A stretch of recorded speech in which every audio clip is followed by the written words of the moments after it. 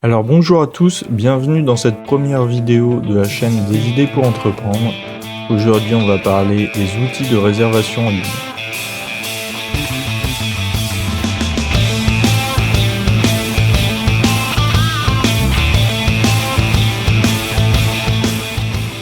Donc comme pour chaque idée que je vais vous présenter dans cette chaîne, je vais la caractériser par différents critères qui me permettront par la suite de trier toutes ces idées sur un site et vous permettre de rechercher facilement et rapidement des idées qui correspondent à vos capacités, vos objectifs et vos envies.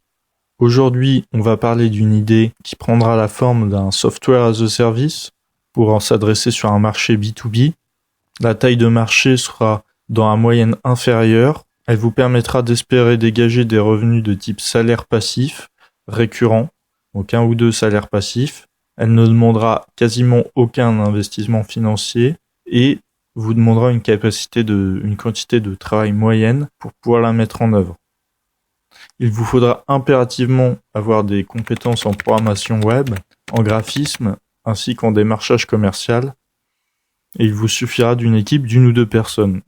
L'idéal étant une personne, si vous regroupez l'intégralité de ces 3 compétences en une, auquel cas cette idée vous correspondra parfaitement.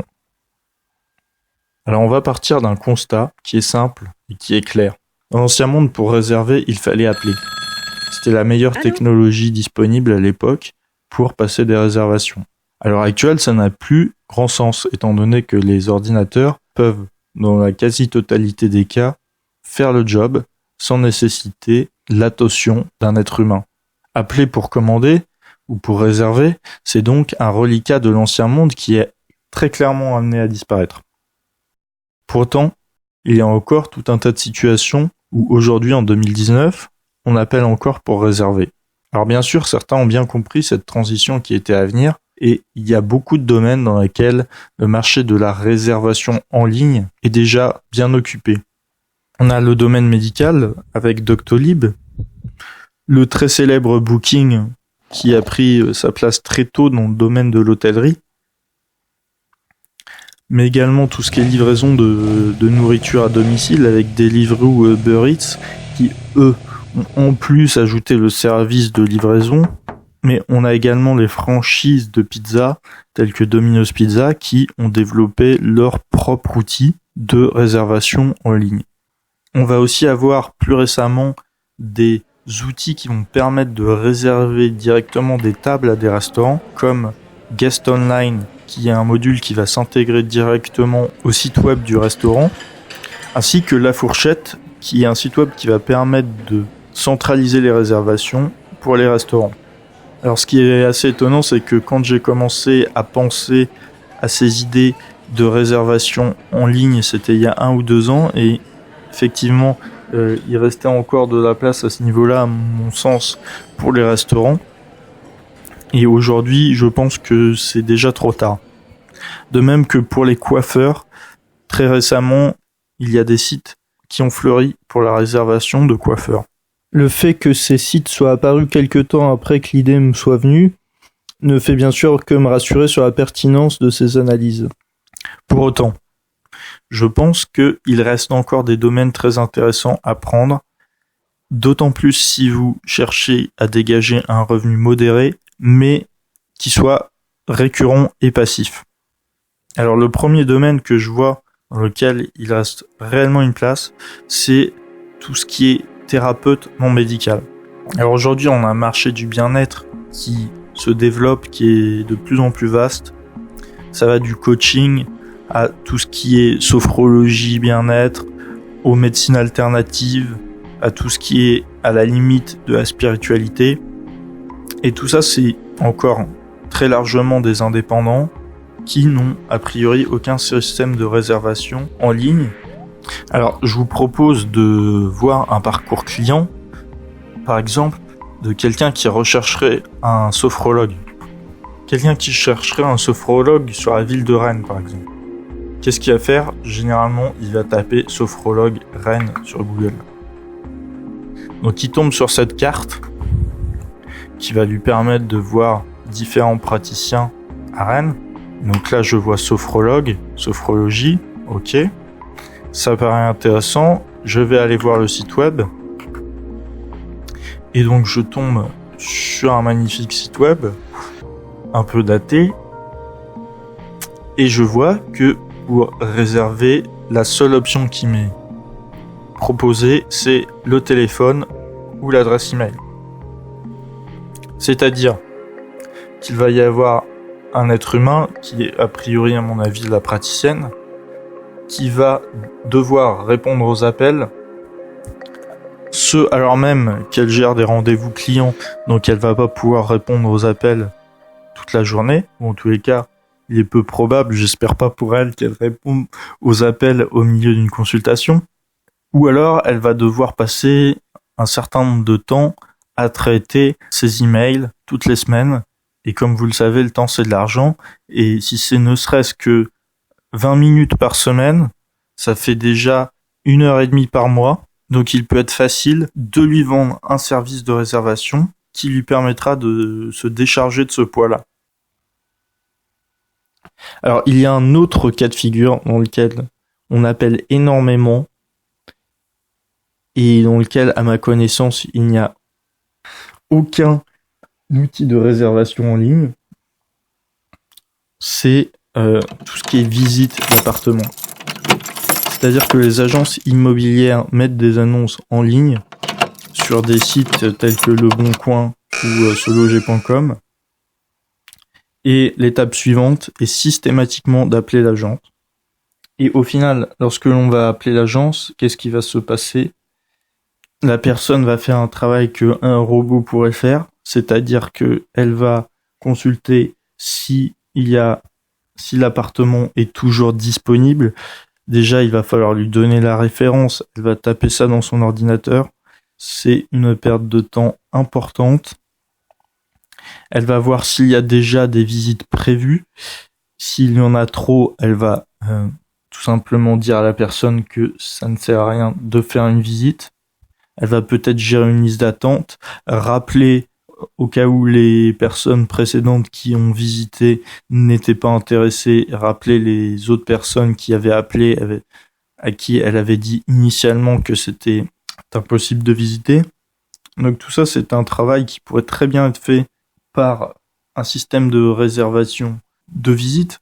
Donc à mon sens, un outil de réservation de visite pour les agences immobilières leur permettrait de gagner énormément de temps en termes de standards téléphoniques, d'autant plus que aujourd'hui on assiste à un marché du logement qui est de plus en plus tendu et dans lequel pour une annonce mise en ligne, il y a parfois des dizaines et des dizaines d'appels et des dizaines d'appels à gérer pour parfois simplement venir dire à la personne que l'appartement est déjà visité ou déjà pris. C'est une perte de temps et encore une fois, à partir du moment où on perd du temps, on perd de l'argent et on peut vendre un outil qui va permettre d'économiser ce temps pour une fraction du prix qu'il coûtait. Alors il reste à étudier évidemment comment s'intégrer au mieux aux sites préexistants dans lesquels on va proposer les annonces. Alors par la suite, il y a un domaine, un secteur dans lequel je vois qu'il y a encore éventuellement de la place, c'est tout ce qui est restauration indépendante à emporter. Alors je pense que ce secteur a été délaissé parce que tout ce qui est livraison à domicile a pris le pas dessus et on pourrait croire que c'est amené à disparaître. Pour autant, je ne pense pas que ça soit amené à disparaître pour plusieurs raisons. Tout d'abord pour une raison de coût. Donc la livraison à domicile a un coût, et si ce coût est largement acceptable pour une partie de la population, il est bien trop élevé pour une autre partie, et ainsi que pour la restauration, on va dire, d'entrée de gamme. On voit mal, par exemple, un kebab en livraison à domicile, sachant que le kebab coûte peut-être 5 € ou 5,50 €, et que la livraison va coûter presque le prix du kebab.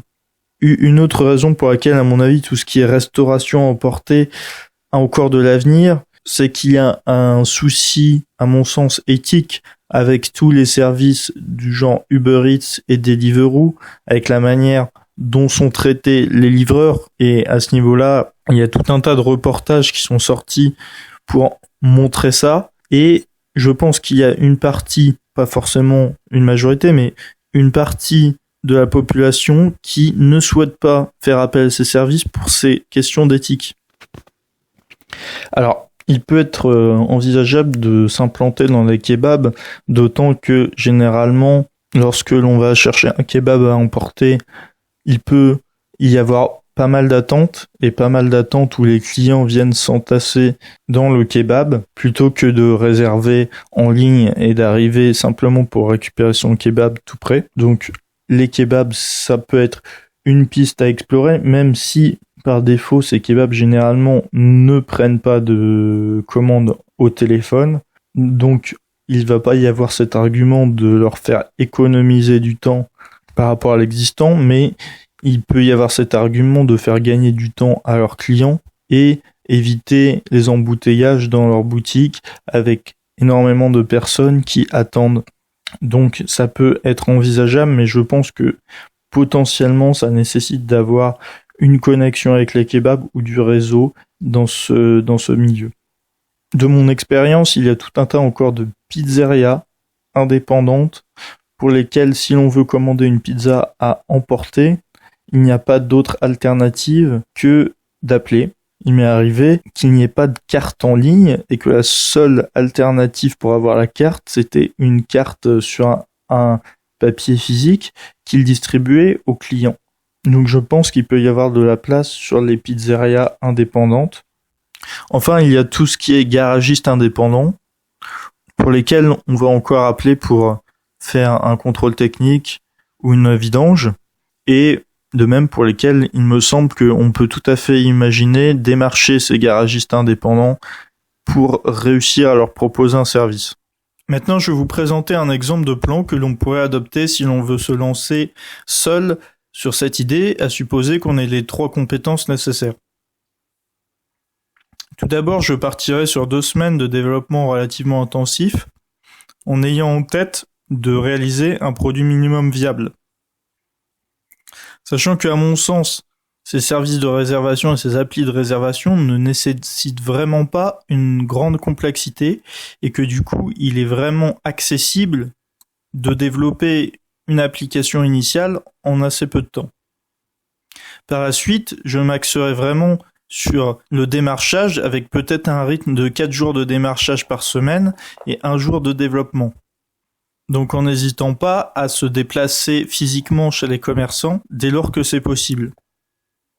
L'objectif serait alors, au bout d'un an, d'avoir converti au moins 100 à 150 clients, ce qui, si on leur vend un produit de 15 à 20 euros, permet d'avoir déjà un revenu de 2000 euros passif par mois, ce qui est déjà tout à fait intéressant si vous êtes indépendant.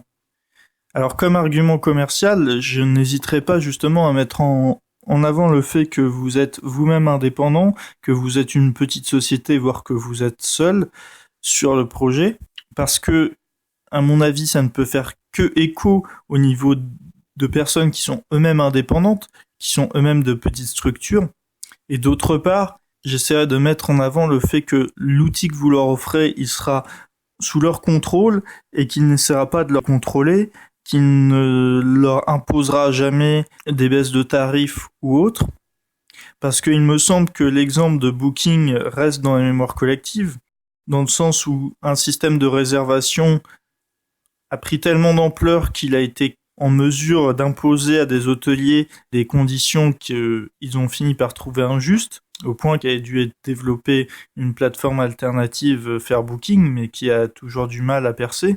Donc il me semble qu'il peut être tout à fait intéressant de rassurer le client à ce niveau-là, en leur disant que vous n'êtes pas du tout la trempe de Booking, parce que vous êtes un indépendant comme eux, et que vous leur proposez un outil qui sera sous leur contrôle. Alors voilà, c'est tout pour cette idée, c'est tout pour aujourd'hui. J'espère que cette vidéo a pu vous inspirer, peut-être vous donner vous-même des idées qui vont au-delà de ce que j'ai simplement présenté. N'hésitez pas à faire des retours, des commentaires, n'hésitez pas à me dire évidemment si vous voulez vous lancer sur des outils de réservation en ligne. Et puis moi je vous dis à la semaine prochaine, je vais essayer de publier une nouvelle idée chaque semaine. N'hésitez pas à vous abonner à la chaîne et activer les notifications afin de recevoir une nouvelle idée chaque semaine. Et sur ce, c'était Pierre pour des idées pour entreprendre. Je vous dis à bientôt.